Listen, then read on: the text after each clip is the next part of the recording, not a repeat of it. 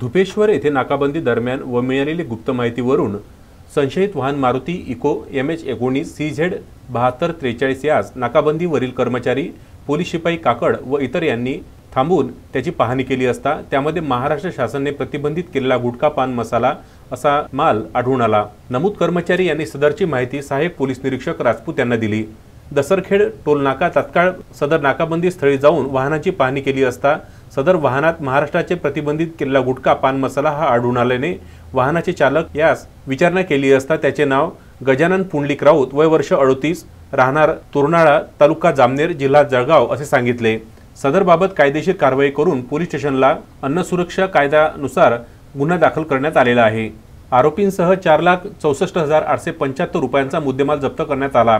सदरची कारवाई पोलीस अधीक्षक बुलढाणा, अपर पोलीस अधीक्षक खामगाव, उपविभागीय पोलीस अधिकारी मलकापूर तसेच स्थानिक गुन्हे शाखा बुलढाणा यांच्या मार्गदर्शनाखाली ठाणेदार Durgesh Rajput, police head constable Ingle, Kale, Bawane, Turadkar, Kakad यांनी केली आहे। मनीष ताडे, विदर्भ न्यूज, मलकापूर।